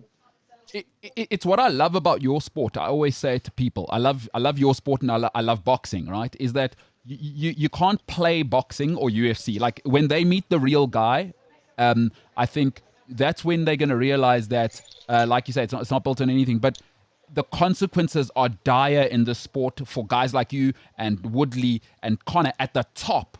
So the consequences for them, and maybe having been Kushti, you know, everything's TikTok lifestyle, is they've never really had consequences. I mean, for them, it's like what a broken camera is. In your world, it's a shattered eye socket. Like, that's just another day in your world. And that's a whole different world from having nice sparring partners. And, you know, they're probably using 10-inch gloves for most of their stuff. I don't know if you'd know. But like you say, that somebody's going to answer that bell. And do you know what? In life, you get what you deserve, right? For me, it's like I feel nothing for them when that happens, because it's going to happen. But yeah, you don't play with guys like you and the guys they're starting to kind of dabble with and not live with the consequences, right? Yeah, true. I mean, look, yeah, man. I don't know. I think it's something that's this whole fast it's gaining momentum. It's, if you look in the US, so there's a lot of people that are jumping onto these celebrity things. It's good visuals for the clients. People want to see these guys get in a box, and it's fun. It's a lot of fun. And you know, and it's making money, and guys are getting paid well, and great. Yeah. It's fighting until somebody gets really hurt, and then everybody goes, "Oh my gosh, how did that happen?" Yeah. You Yeah. know, people don't really understand what we put ourselves through and what limits we take ourselves to be successful. And that'll show itself at some stage. Yeah, no, I agree. And I mean, I can hear that you're not talking them down. It's smart business. That's what it is. Hey, they must do their thing. But in life, if you want the upside, you must always be willing to live with the consequences. Let's talk about some real fighters, because there is a difference. And by the way, let's make it very clear. It's a PC culture now. Soldier Boy is not saying this. I'm saying that Jake Paul and these guys are not real fighters. I want to get into people that are real apex predators that will turn you into a human pretzel and put your heel next to your liver if you're not careful. I want to start off this weekend. Obviously, UFC, it's 264. I mean, I'm pretty sure you're stoked. I listened to the podcast, and I really loved some of your takes. Before we talk about the main event, and thanks so much for being so gracious with your time, champ. Let's talk about Dricus and what he's doing for the scene. What are your feelings about, obviously, he's fighting on the on the undercard. Take me through what because you've been him before, by the way. You were him before him. And he's flying the South African flag, so I care about that. But just your thoughts on him as a man, as a fighter, everything that he represents. What does he mean for SA and African combat sports? Yeah, no, look, he's a massive star. He's the guy who's carrying the flag for us. He's the guy who's punching the holes in the UFC for us. Him and Don Madge are the guys that I think have been pinpointed to really take the next step. You know, elevate South African MMA to the next level. And it's all about progression. I mean, they'll take it as far as they can, and if it's not to a world title, somebody will come after them who's grown up watching them and developed through them, and who will go on, and we will eventually have somebody who will win a world title. We're that type of nation. We physically and mentally we have the ability to compete at the highest level in a fighting sports. We're tough guys. We're not afraid of scraps, and we're also good sportsmen. So we learn very quick. Dricus is a great ambassador for the sport. What he's doing and how he carries himself, and how he presents himself to the world, and the way that he converses with people, and is exceptional. And he's the kind of guy who we need to be that pillar and that shining light, and almost that role model for youngsters. You know, I was there before, and you know, I've moved out slowly, and then Dricus is the new guy, and Don is in there with him, and as you'll see, it'll become more and more and more, and those guys develop, and they develop 4 guys, and it's 10 guys thereafter, and it's kind of just it's a chain effect. But if we don't have those representations and guys like Dricus, we're not gonna have the next generation below them coming through, because they don't have somebody to identify to and aspire to and dream of getting to the UFC level. Yeah, man, that kid's a beast. He gets stronger, he gets better. His mental state is just out of this world. His conditioning is unbelievable. South Africa has got better at everything in MMA. We understand it more. We understand what it takes. He's got a great representation around him. He's got a great group of guys who inspire him to be better every day. And that's what's needed. I mean, I see big things for Drickus. I really think he's a guy that can definitely make top 10. And I think if he makes top 10, he's a guy that can definitely make a run at the title. But again, it's a difficult sport. It changes on you constantly. Yeah. Things happen. He's just got to take it each fight at a time. He's just got to take it each hurdle at a time. He's now there. He's on the big show. He's in the big environment. Absorb it. Take it in. Go out and do his job. Be successful. And that'll catapult him to the next level. And once he gets to that next level, he needs to just take a step back, reassess, see what's happening, understand the environment, understand what's expected of him, understand the do's and don'ts, the wrong things that can happen. You know, it's always easy to see the amazing things that are happening for you, and I'm a star and da-da-da. But there's a lot of bad elements that can come in and can change that direction of the star. And you've got to be aware of those, because you've got to know when they rock up, you've got to know how to handle them. Look, man, Drickus is an exceptional guy. He's super humble. I've got a lot of respect for him. I support him. I back him. I'm excited to see what he's going to do. I'm excited for his journey. You know, a lot of his legacy falls back onto my legacy. So it's just a chain effect for everybody. Yeah, man, it's an exciting time. It really is an exciting time. South African MMA is in a very good space. That's awesome. That's awesome. I'm kind of thinking of coming to maybe train. You got me a little juiced as well. If I wasn't such a soft northern suburbs guy, I might actually. You really got me pumped up to get in the mix here. If I just wasn't so soft. We've got amazing athletes and amazing talent. We've got great coaches. Yeah. It's been tough for South African MMA. EFC's had a very difficult space. They've had to travel. I mean, they've had to be through restrictions. They've kept themselves focused. They've got themselves back into the mix. They're on TV. They've made themselves relevant again.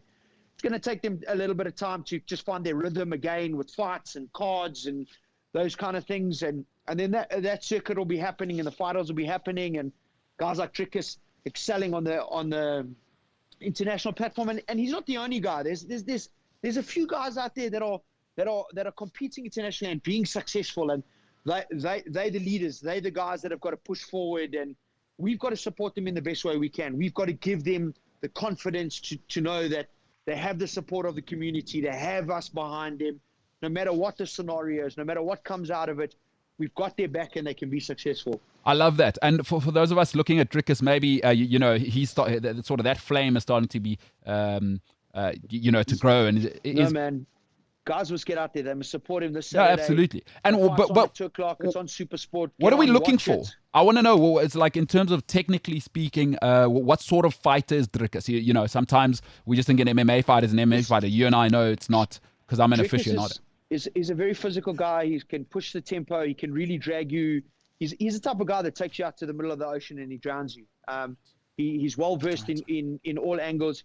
He's an exceptionally good wrestler and grappler. I think he's a lot stronger, but he's got a lot of power in his hands and he knocks guys out. So he can finish on the feet, he can finish on the ground. The thing about Drickus is he has the ability to finish. He's a guy who finds a way, and it's his intensity and the pressure that he puts on you that makes you make mistakes. And when you make a mistake, he'll punish you. Soldier Boy. He doesn't need a second chance. That's awesome. Okay, I want to finish off on this. It's the big fight, obviously. You can talk us through this, and I won't interrupt you. Conor Poirier, it's 3. We've seen the press conference now. Conor, of course, doing what he does. Poirier in the most ridiculous Hawaiian shirt I've ever seen on that. I love it. I love Poirier's shirt there. But talk to me about, what are we expecting? Talk to me about the styles, and we'll wrap up. I mean, you've been so gracious with your time. Just talk to me about the styles. What are we looking at? And then you can finish off with your prediction. Listen, so both very good on the feet. You saw both fights. Conor finished him. Dustin Poirier finished Conor. Both on the feet. They both got knocked out. So these guys both have very, very good stand-up skills. Different styles, though. Conor's a guy that if he mixes up the martial arts, he's an unbelievable striker. He's an MMA striker. Dustin Poirier has more got a kickboxing, boxing kind of style. Dustin can wrestle. He's a very good wrestler. He's got very good jiu-jitsu. He's a black belt. Conor probably not on the same level, although a lot of the people within his circle say his grappling and his wrestling is very good. We'll see. How does it match up? It's very interesting. Conor seems to be back to his own style. He seems very focused, very laser focused. He's a guy that he's driven by the fact that he failed and he wants to prove to the world what he is, and that's a dangerous Conor. Conor was a guy that came out and wanted to prove to the world what an amazing athlete he is, and what a superstar he is, and he did that in a very short space of time. Can he find that same gel again? Can he find that same ability? 100% think so. But Dustin Poirier, man, he's got an amazing group of coaches. He comes from an amazing gym. He's not a guy that's going to be a walkover. I really think that somebody's going to get finished. I think it's going to be an incredible fight. I don't think it's going to be the same fight as what we saw in the last two. Could it go the distance? Does Conor have the ability? One thing we know about Conor, he's got an exceptional gas tank and he's very durable. Conor's also very durable as well. He's been known to lack a little bit on the cardio side, but that was the question when he fought Nate Diaz. Came back in the second Nate Diaz fight and took it 5 rounds and beat Nate Diaz in a decision. So, yo, man, wow. I'm a Conor man. I love Conor. I love Dustin Poirier as well. I think Dustin Poirier is a great fighter. Both exceptionally good athletes. Dustin's the number 1 ranked guy in the UFC at the moment. Charles Oliveira, the champion. So I think if Dustin puts Conor away, he's definitely going to be in line for the title, which will be a great fight because Charles Oliveira is an absolute animal. Yeah. But Conor beats Dustin Poirier. He'll obviously then get a title shot. Big tough fight that against Charles Oliveira. Charles Oliveira's ground game is phenomenal, and I don't know if Conor has that ability. I think Dustin could compete with Charles Oliveira. I don't know if Conor can. But, man, just look at him. Look what he does. Look what he does to the sport. He just gets it buzzing. He gets the whole world talking about it. He's everything right about the sport. He's not as brash and as loud as he used to be, and I think he's focused. I think he learned his lesson.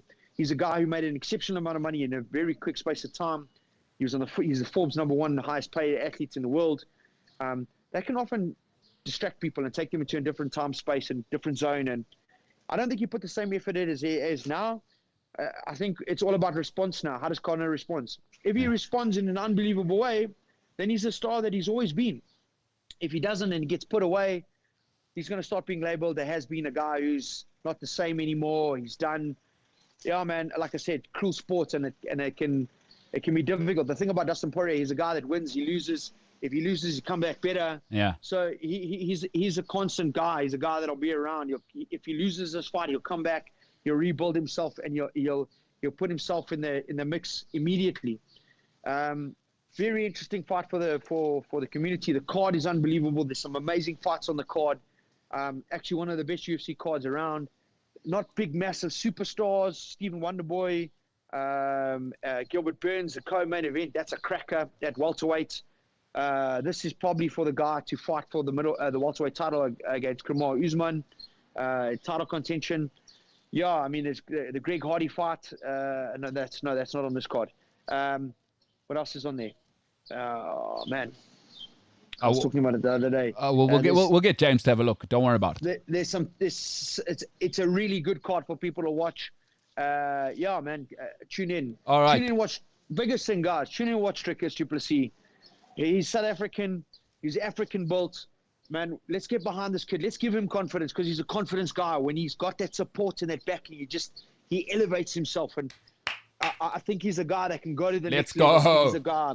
I think the whole of South Africa, we need something. We need something to be inspired by. Yeah. You know, we hungry. We in a very difficult scenario, and he's coming at the right time. He's coming at a time where he can give people hope and understanding that no matter what's in front of you, you can do anything you want in this world. So yeah, South Africa, support this kid, Dricus Du Plessis at Dricus Du Plessis. He's on this weekend on Sunday morning. I think it's at around 2:00. Yeah. I don't know if you guys can check and see when the prelim card is on. Put that out there and guys, make sure that you give this guy the support that he needs. Hey, listen, great presenter answer, by the way, on the Conor thing. But absolutely, we're gonna, because now you're a presenter. By the way, I've seen you in your slick suits now. You're not that guy who used to be trying to rip a guy's arms out of his socket. I've seen you're a presenter. You're looking slick in those suits. How's the commentary going, bro? I'm absolutely loving it for you, and congratulations on the transition. Yeah, tough. It's a new space. Presenting is not an easy thing. There's so much more than actual just talking. you got to deal with directors and queues, and so I mean, I'm learning as I'm going along. I've made a few mistakes. I'm only human, but thoroughly enjoying it. I think probably the next progression in terms of MMA, but I try and involve myself in every space that I can in MMA. Behind the scenes with the governing bodies, with the events. I'm constantly talking to UFC about developing UFC and how it can be done. And so, yeah, man, I see myself as a leader in the sport, and I need to now make sure that, I don't just walk away and tip my hat and say cheers, that I'm constantly giving back to the sports and helping youngsters coming through, man. Hey, I love your commentary. I love listening to you, and I compare you because I'm really tired of the sort of old school, like down the road guys. I love that they've got guys like you now, because every now and then, like the fighter comes out. I think when I love listening to you is when I think at a stage when you're just in your element is I've heard you go from like presenter to like, oh, here's a fighter watching it, and then you like get loose, and it's excellent. And Cormier does it as well when he's like he goes a little bit off script. I'd imagine the directors want you to stay somewhere. I love that. I love when you go a little bit and you start to get a bit juiced. So no, I love it, and it brings a different element. And so congratulations, and I hope you take it to the top. I know you will. In terms of the discipline, you're certainly going to give yourself every chance. And again, an inspiration to me, certainly to James. James, you want to say anything to a man who could easily come here right now and end your life, Soldier Boy? You want to say cheers, James? Yeah, just thanks so much for your time. I have mad respect for UFC fighters. I was telling MKT before you hopped on, mad respect for what UFC fighters do. It is insane, the mental, just wow, stamina. His hands were sweating before he knowing you were coming on. His hands were sweating. Soldier Boy, quickly, the pod, MMA Uncaged with CS. You guys still enjoying that? Going well? I hope you guys take that to another level. Yeah, look, I mean, that was a fun thing for us to do during the COVID, and it was not really anything. It was no pressure put on it. It wasn't like we were trying to match the world, and we were just it's just three guys having a chat, and it's progressed nicely. It's progressing. I mean, we would definitely like to invest more in it, and once COVID is down, we'd like to get it to an in-studio environment and really pay a lot of attention to us. I mean, we're in a different space, the three of us, we're in different areas, and we have a lot of other requirements. So it does kind of restrict our time to invest into it. But I mean, it's a fun thing. It's lacquer, and people are listening to us, and then who knows? And let's see where it takes. I'm a firm believer of things. You get things started, you do the work, they'll go where they need to go. Awesome. Sounds like there's another conversation to be had there. MMA Uncaged, support the guy. CS. I mean, I've had the pleasure of meeting him just once, but was just the best guy. Champ, you're amazing. Thank you so much for your time, and have a great weekend. I'm looking forward. I'll definitely drop you a text when I'm watching the fight to see how you think it's going. Okay, perfect. Thanks a lot, buddy. All right, you're the man. Ladies and gentlemen, the one and only Soldier Boy McClellan, Gareth, 2 R's, Big L. Whoa. First L. Whoa. First L. Be careful with your wording. Why? I know letters. Well. Why? What did you think I was going to say? Well, usually when people say Big L, it means loss. So. No. Big L on the first one and the McClellan. A lot of people don't know the second. There's 3 L's in there. The second L situation is 2 L's. Just slap bang in the middle there. That was very interesting. Yeah, he's. I told you. Listen, I said to James before, he's an intense guy. Oh yeah. No, but you need it. That's how you got to be. It can't be a soft ass sort of suburban kid and expect people to punch. As he said, like if you want to know, and like I love these sports because the spaces I live in, there's just no brutality, right? Like relatively speaking, kids where I grew up and live is they'll never see any sort of aggression. Most of them, and it's like just I don't like soft people. So just every now and then to see people like him is good. Like to chat to a guy like, oh, okay, that person. And people are so disrespectful now, right? Like because you can do it on social media. I love that guys like him out there, and that's why I don't go out anymore.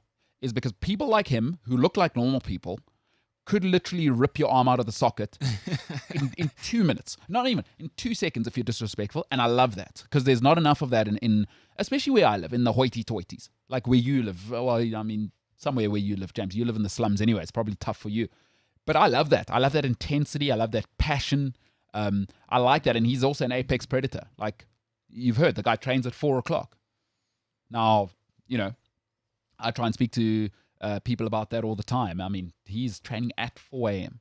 And he's got a family, by the way. So his life isn't, he's not like me who can wake up at 4. Maybe if you want to take a nap, on a Sunday, do it. No. His kids want to play. His wife's going to need some attention, as partners do. So, hey, that's an apex predator. That's how you get to the top. That was interesting stuff, dude. That was actually very interesting. Intense. Like, it's not often that you see the sort of, or hear about the behind the scenes stuff, because like the UFC and the EFC are very like mum about it. Like they're very selective with what the media knows. Yeah, I know what you're saying, but he speaks so well. Like, he does, huh? Like he mixes that intensity of a fighter. Like it's hard. Cormier, I think, does this brilliantly as well. It's obviously him and Rogan, or Rogan's now, I don't know how that's going with him and Dana, but he reminds me of Cormier every time I speak to him. Like they're able to be that animal. It's like with real guys and real girls, there are certain people who you can look at and it's like, don't go looking for trouble there. They don't need to say anything to you. They don't need to. You can just see how apex predators carry themselves, men and women, by the way. Because there's ladies out there, by the way, for guys who think it's just I'm talking, or people who think I'm just talking about guys. There are ladies out there. I think it happened in Brazil. I forget who the lady was. I think the guy tried to steal her handbag, and she was an MMA fighter, like a proper one in the UFC.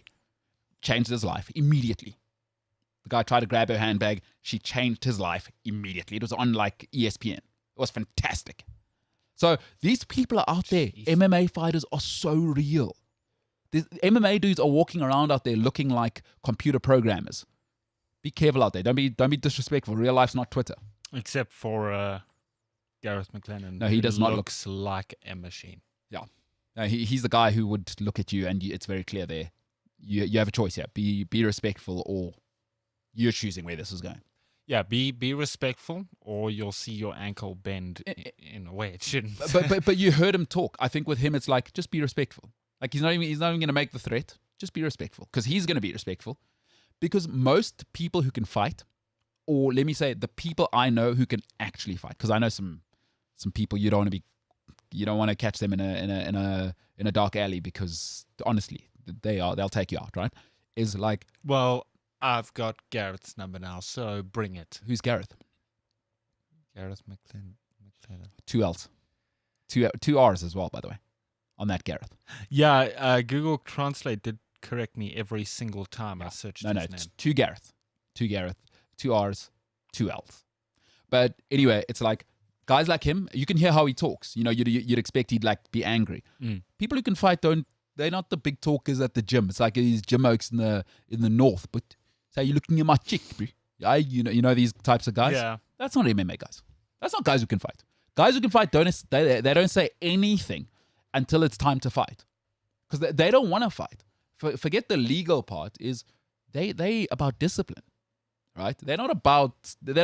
Guys don't do jiu-jitsu to go and smack oaks at the nightclub like the steroid heads do in the northern suburbs of Johannesburg, right? That's not what they do.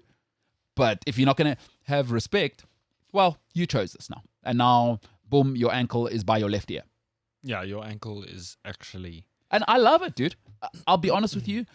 There isn't enough brutality where I live. And I don't mean... I'm not talking about murder. I'm talking about, like, people get to walk around and be disrespectful all the time. Especially these soft-ass, yuppie trust fund kids. I've always said this.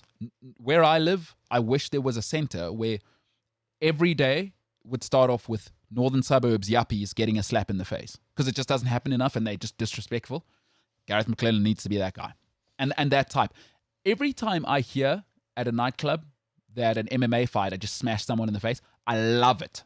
Because I know what northern suburbs yuppies are like in Johannesburg and all over the world. There's douchebags who think because I've got money, I can talk to people however I want. Not anymore. You're gonna bump into an MMA fighter now, and I love it. I just love it. Didn't Conor McGregor hit some dude in a bar? Oh, really? And then he bought the bar. No, what a flex. The story was, I think he beat up the bar owner or something because something had happened. And yes, I saw that. He bought the bar. What a flex. But you know what? I always hated when at that level they start to get into stuff. I know it's tough for them because they still, like Connor's a working class guy. He still wants to hang out with the lads and just have some whiskeys, you know? Mm. But once you get to that level, you just, I'm not going to say you shouldn't go out, but I wish they'd stay away. Like, I know it sucks for them because they're still lads. At the end of the day, you're not going to take a guy like Conor McGregor and turn him into Bill Gates, who grew up with a billionaire father, you know? He's not from that world. Like, no, he's just got money. He's probably at the same pub. I don't know, drinking the 21-year shivers he couldn't afford, or I don't know what alcohol's expensive, but you know what I'm saying? Is he still a lad? I wish I could find a way. Like, Conor shouldn't be in that situation. He should be at home. He should be, you know what I mean? But it just, you know, especially with the MMA fighters, who's gonna tell an MMA fighter you're not going out?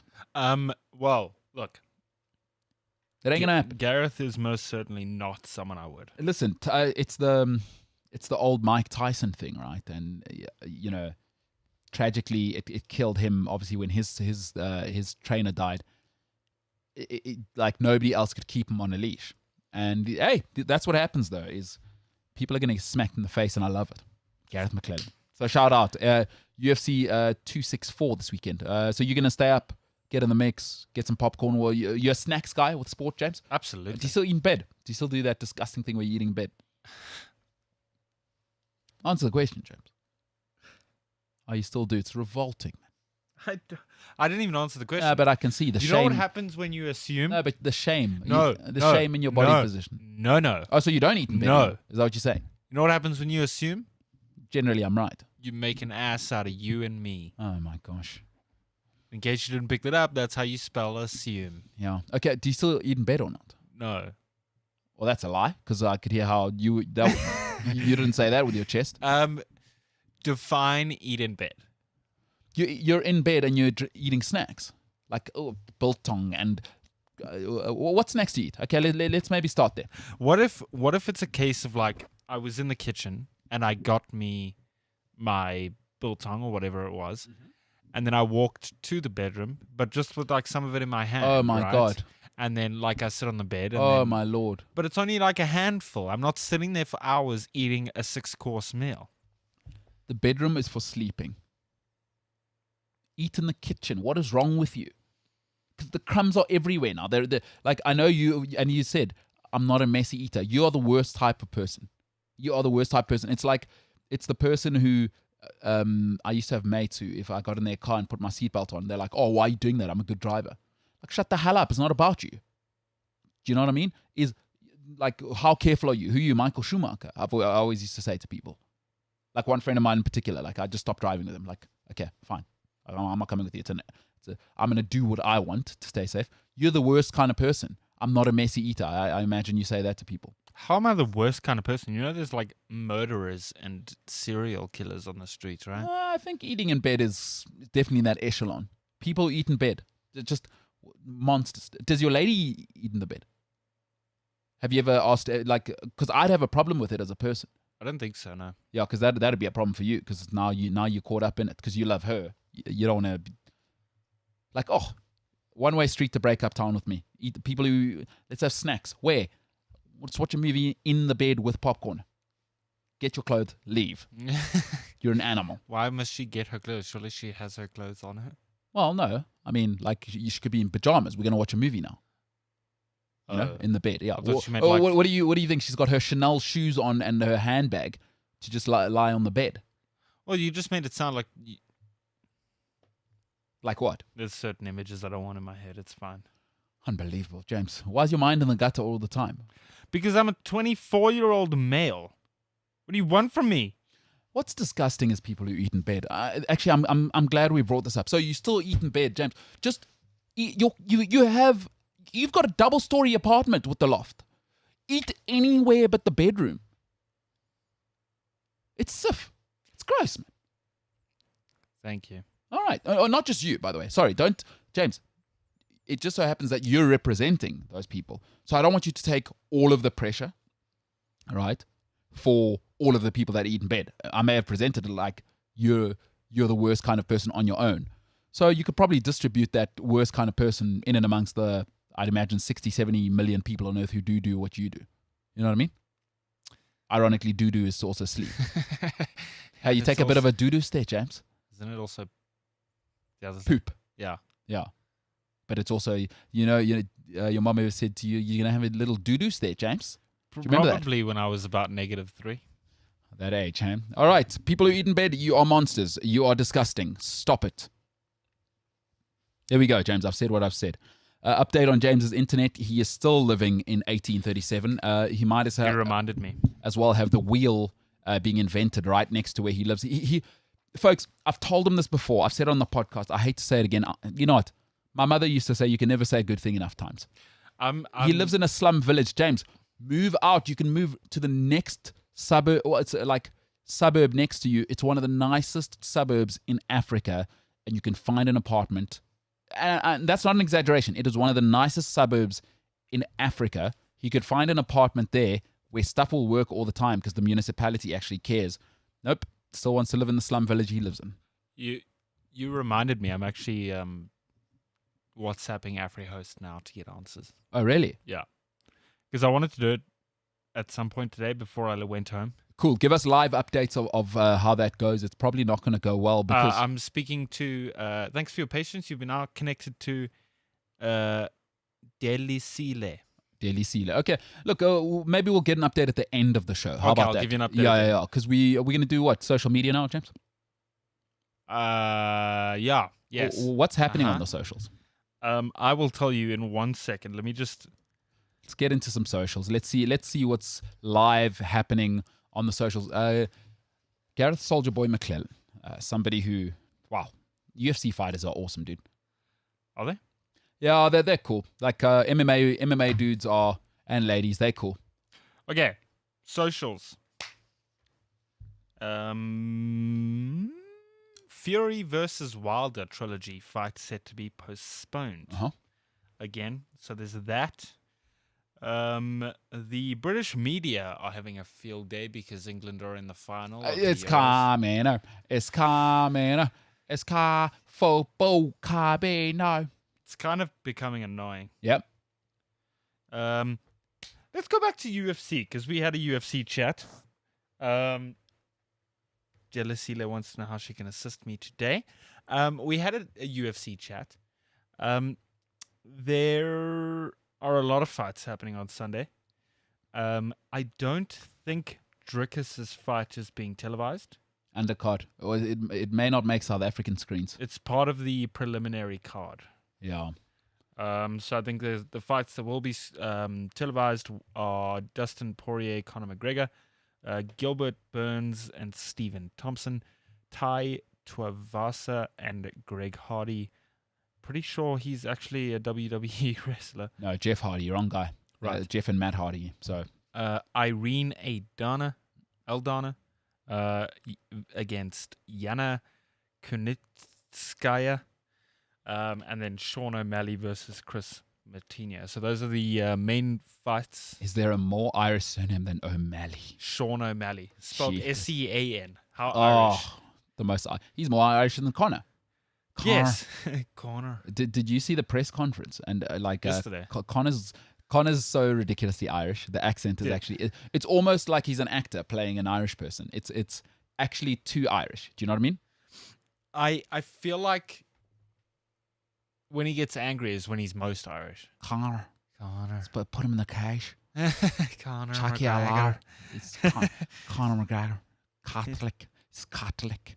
So Catholic Is Conor. he? Oh, yeah, I know. Probably. He would be. I mean, he's Republic of Ireland, dominated by the Catholics. Oh, BT Dubs. Sean O'Malley's American. Oh, but still, like, he's got to be like from Boston or whatever. That whole Irish sort of troop on the East Coast of America. Also, if you have Fox Sports, you can watch the Dricus fight. Okay, so Fox obviously paid Dana White $4 billion, obviously, for those rights. I think it was 2 years ago. So you can get that. You can get one of those red cherry boxes or whatever they're called, those media boxes. You can get whatever you want with one of those bad boys. They called you can get an Amazon Fire Stick and you get like access to a bunch of... They're on Take-A-Lot. Amazon Fire Stick. Amazon Fire Stick. Yeah. You got to get one of those. But James, it wouldn't work for you. You don't have internet because you live in the slums. I know. I'm speaking to Delisile now. James is troubleshooting on work time. James is troubleshooting his personal problems. It's so that tomorrow when I need to do social media clips, there's not a big issue. I'm just saying. Well, I mean, just move out of the slums. What else we got, James? All right. So what's the story with Tyson Fury? I'm not happy about that. I haven't read about it. So what? Fight is possibly delayed. Why? COVID? Let's have a look. Deontay Wilder? It looks set to be postponed until October due to the COVID-19 outbreak. So it was originally pushed back from its 24 July date. So it was supposed to be at the end of this month. COVID was like, sorry. And then. Yeah, the problem there is that the American model is pay-per-view. And listen, you probably got to pay each guy 30, 40 million for this fight. And they got to fund it somehow. They need to do it in front of a full crowd. You cannot not have the revenue from 50, 60,000 people. Having said that, how come the UFC can go ahead? What's the difference? Because and UFC is going to be chock-a-block, by the way. It's packed. It's a sold-out arena this weekend. So not too sure why they can't just take the fight to Vegas. But things in the US are kind of back to normal. That's why I'm saying I don't understand what is going on with that fight. Apparently, unless there's an outbreak in either camp. Okay, then that's a different story. You know, if somebody's trainer and I don't know, nutritionist has a breakout. So, okay, breaking story. I'll definitely look into that on Monday. What it was is Dylan White there's another headline on Daily Mail Sport. Okay. Dylan White is ready to step in and fight Deontay Wilder in Tyson Fury's place. According to Eddie Hearn, the Gypsy King tested positive for COVID-19 in Las Vegas. And that's why the fight. Oh, okay. No, okay. No, then fair enough. And listen, obviously as a COVID survivor and hero myself, I understand. I'm only kind of now feeling like getting back to it. I'm in week 8 of having had COVID. So, and I don't need to have a 6'6" guy punching me in the face. So that's understandable for Tyson Fury that he needs to take off. Now, Dillian White, of course, Jamaican British fighter, he deserves his chance and he is ready. And you know what? This is an awesome time to see if Deontay Wilder's about that action. But you know my take on Deontay Wilder. If you don't, I think he's a bum. Not because he obviously I respect fighters, but the way he responded to losing to Tyson Fury is unacceptable. And I think he's an absolute bum. And I will never respect Deontay Wilder again as a fighter. Not because he can't fight, because I hate people who, when they lose, they sulk. There's nothing more off-putting to me in life than people who sulk. It's disgusting. Then you shouldn't advocate for Lewis Hamilton all the time. Oh, he's also won 8 titles, so I'm sure he'll be fine. Yeah, but he also sulks. See, no, there's no consistency in your rules. No. There's none. Why? When did Lewis Hamilton sulk? Every time he loses, he sulks. Oh, he just gives the word. I'm giving the reasons. I lost. And now you're defending him. See, there's no consistency in your... Never heard Lewis Hamilton sulk, ever. Not Deontay Wilder, by the way, Deontay Wilder has gone and blamed, if you don't know, he's fired his coach, a guy called Mark Breland, who was, if you want to know levels of sulking, he's blamed his own coach. Mark Breland, by the way, lily white reputation, Olympic gold medalist, a trainer respected like nothing else, and boxing is a respect sport, just as you heard from Soulja Boy. A combat sport is about respect. He fired him and accused him of spiking his water in that fight. What kind of wimp? What kind of... And sorry, I know some of these people in life, I stay away from them. Anybody who it's always someone else's fault, sorry, I'm sorry, I have no time for you. So I'm not comparing Lewis Hamilton to Deontay Wilder. I know there's levels to sulking, but like if you despise sulking... in the sports sphere, in life, then I'm sorry, Hamilton should have no excuses. No, fair enough. I'm yet to hear him sulk, so fair enough. You have a point if he does sulk. It's very much. I'm a very bitter man, And, That's okay. Then it's like he'll what he started to do recently, since he's stopped winning races for some reason, because I support Red Bull. So what he started doing recently is after qualifying or after the races, he won't get out of his car for a while. Mm-hmm. He will sit in his car, and then it'll be the case of like, you know, the when you can see someone's pretending to look busy. Yeah. Sits there. He's like, I switched cameras. I don't know why. Sits there and he's like, he's unplugging things, and then he'll like communicate to the garage and say, "Where's my headset or whatever?" Bruh, this is like your 500 race. Don't tell me you don't know where your headset is. Like, you know these things. Dude, I don't know. I don't buy it. I think when things don't go his way, he's very capable of losing his cool. It's going to happen. It is going to happen. Lewis Hamilton, huh? All right. What else we got? Or is it Lose It Hamilton? Lose It Hamilton. Whoa, because he hasn't won a race in 4. So lose it. Yeah, that Dutch guy's doing it. That's my boy, dude. That's my damn boy. Verstappen. Is he tall? No, most Formula 1 drivers are very short to fit into the cars. Yeah. Okay. So least Dutch guy in the world. Tallest nation in the world, of course, the Dutch. Fun fact. I didn't know that, actually. Yeah. Fun fact. What else we got, James? All right. Sorry, scrolling past all of the it's coming home, and I'm telling you, go on to Sky Sports. Just everywhere. So everywhere. So what are we thinking this weekend? Let's talk about that. We'll wrap up. Actually, that's a good idea. We'll wrap up with the English. What are you thinking? I've been pretty good with my predictions, except the last 2 games. So I say Italy 2-1. Italy 2-1. It's tough for me to cheer for either because Italy are a bunch of scums, and England, quite frankly, after Sterling's cheating. That's the thing. That was clear cheating. And also, I don't think any of the world... By the way, you must realize, if England win this, they become one of the very few countries to be... I guess it's only European, but it's going to be unbearable to have them be world cricket champions and European champions as well.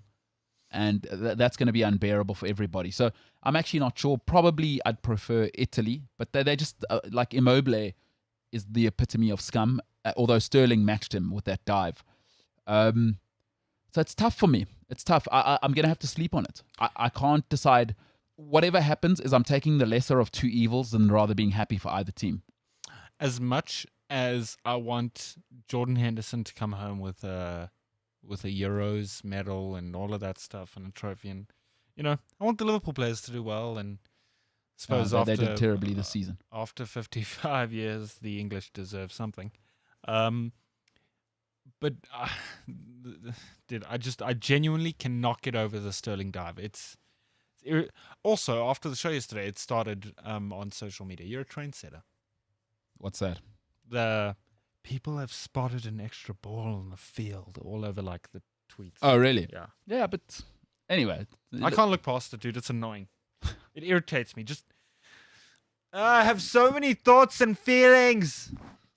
Yeah, that's okay. All right. You want to take some comments if there's any, and then we'll get out of here. Let's do it. Kutle Nkosi says, really got into UFC during lockdown. Dana did a great job. I'm deep into it now.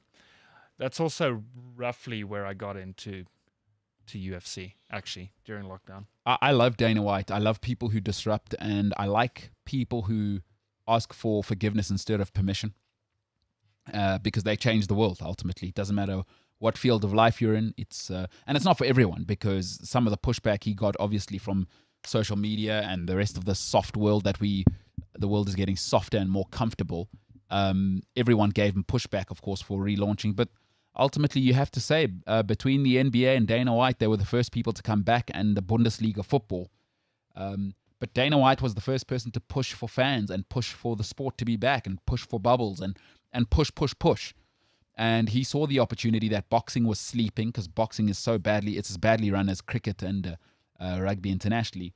He saw the opportunity, and what's great about UFC, and you need this in life to, you see it with Tesla, you see it with Warren Buffett, what he's done with Berkshire Hathaway, you saw it with Apple in the beginning, is to be successful, ultimately you need a dictator in business, right? Like, it's nice. Yes, let's have conferences where we do trust exercises where you fall into each other's arms. And that's nice for your little company that doesn't want to make $1 billion a year. But ultimately, to be uber successful, you need the lady or the man who runs your business to be a dictator in order to be successful. People need direction. Not everybody's driven. And Dana White is magnificent. He's one of the greatest in the world. I love Vince McMahon from the WWE. They were one of the first back as well. So I absolutely love those two for what they've done in lockdown. So shout out to Dana and shout out to the UFC. You've forced the world to come back. Because once UFC came back, you started hearing boxing saying they have to come back. Then the Bundesliga came back. And I love that. I love what Dana did. So shout out to UFC. They deserve all of the money.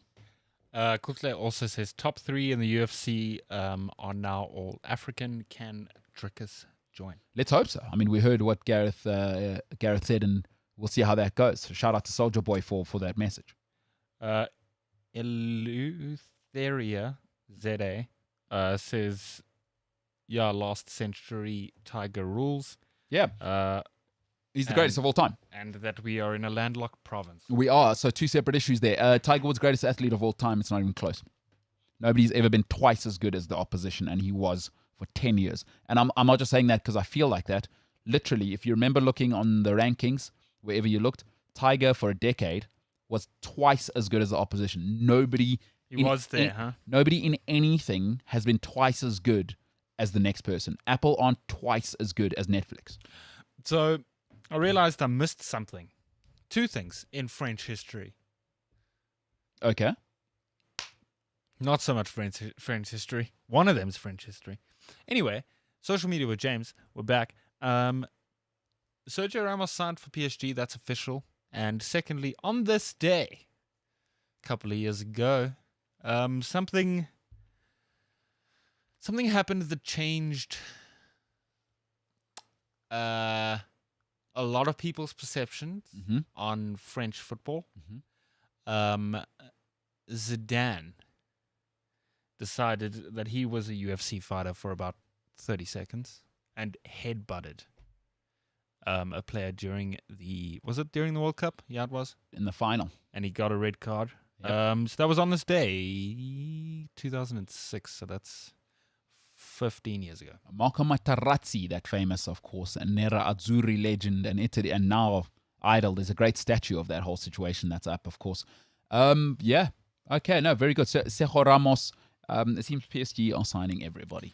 Wijnaldum, Sergio Ramos, Donnarumma. It's all happening. Hakimi. They're signing anyone or anything that moves. They're going to be some team to stop.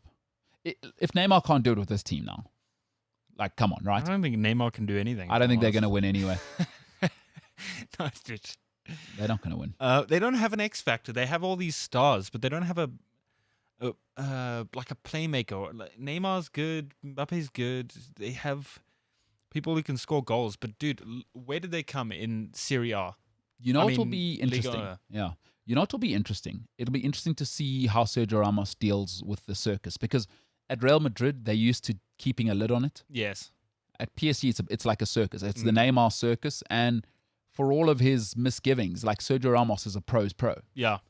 I'm interested to see how he goes there and deals with this mess. Because, you know, at Real Madrid, there's also Modric and there's Kroos and there's Courtois, like top-level pros. Professionals. Who are into it. Like, they're into the football thing. There's, like, Thibaut Courtois, there's no Instagram going on there.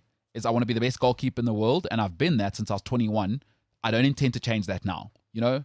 Like, Toni Kroos, you know who I am.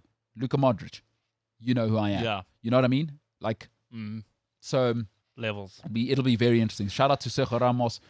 It's perfect for him because him and Pilar Rubio in Paris. Is there a better combo?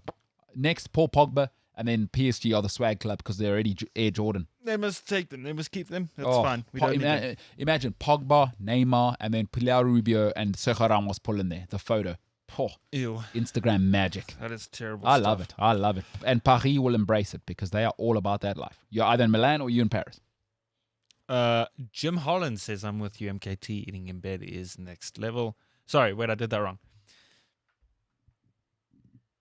I'm with you, MKT. Eating food in bed is next level. Proper sif. Sorry, I had to do the shouting. Yeah, the exclamations. No, I got you. You're all in. You're all in. Oh, And Jim Holland also said "Go England" in many capitals and lots of exclamations. yeah, listen, let's focus on the eating in bed thing. I mean, I know people who do it, and I've heard people saying, oh, it's winter, it's this. I'm like, what are you talking about? Why does that justify madness? So it's madness. Please don't eat in your bed. If you're an adult, there's 2 things you should be doing in your bedroom. The one is sleeping. The other I can't mention. Is hanky-panky. Hanky-panky. James, now your mom now knows that you describe it as hanky-panky, just so you know, if she listens to the show. I don't want to further address. But there's no hanky-panky. Obviously, you're a good Christian boyfriend. You're waiting till marriage, so correct. that's good to know. Uh-huh. Yeah. What else we got, Paul? Tabo Pali says, James the battery. That's my bad. Brother Tristan says, I'm hoping Italy win, just so the English can shut up. Can you imagine if they win? We will never hear the end of it. That's for damn We won't. sure. And they are currently the world cricket champions. Like, it's going to So be a mess. They're going to make a annoying. documentary. And you know what's going to happen? Obviously, Richard Murray, I'm backing him. He's my guy. But the Brownlee twins are probably going to get, at the very worst, silver and bronze. And then we're going to have to live with that. Their rowing team, England, Oh, yeah. they're looking fire this year. Again, obviously, they were awful in the last one. I think they didn't deliver. And this year, I think they're going to be back. So imagine they win that. Then they go and win. Oh, it'll be too much. Because they spend a lot of money on their Olympic team. They do. Oh, no, I don't need it. Jim Holland believes quite the contrary, though. Because he says, "Go England!"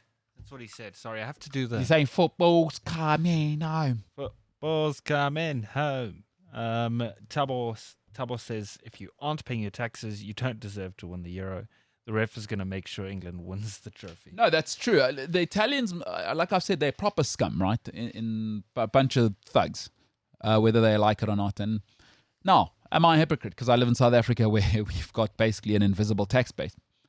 You might say that, but they often say if you're being mean to somebody, it's more a reflection on you and what you're not doing. So the Italians, pay some taxes. That's all I'm saying. How hard is that? The Italians, the Greeks, and the Spanish, pay some taxes. That's all I'm asking. Pay your taxes, and then you can do whatever you want. Not everything can be done in a scummy way. You know what I mean? Absolutely. Yeah. So pay your taxes. Jimbo, give us some of that outro music. Wait, we haven't completed social media with James. We got a little more? Yeah. All right. What we got? Deli Sile says she'll advise shortly, and that was about 15 minutes ago, so I haven't heard anything back, and I'm not going to be able to watch the finals tomorrow. That's Thrilling weekend. James will move back officially into 1884. No Wi-Fi at home. Can you imagine a life like that? Oh, wait, she replied. I wouldn't wish it on my worst enemy. A life of Neanderthals. A life of barbarianism, ladies and gentlemen. Oh, you're joking. No Wi-Fi. Oh, you're joking. We'll leave it on that note. I think that tells us exactly. That's actually a great way to end the show. James, why are you living in that slummy area? You're joking. Ladies and gentlemen, the MKT Show. I'm MKT. He's James Jimbo Neanderthal Illingsley. It's been an awesome week. The 9th of July. May you have a superb weekend. If you're with, tricky time for all of us. I hope you're with loved ones. I hope you're with people that can, whatever you're going through right now, people are going through it. If you are fortunate enough to have family or loved ones, I hope they are near you or you get to speak to them, because it ain't easy right now, especially for James and people like him who are Neanderthals and have no Wi-Fi at the house. Ladies and gentlemen, the MKT Show. I am MKT. This has been a magnificent week. But for now, we are the hell out of here.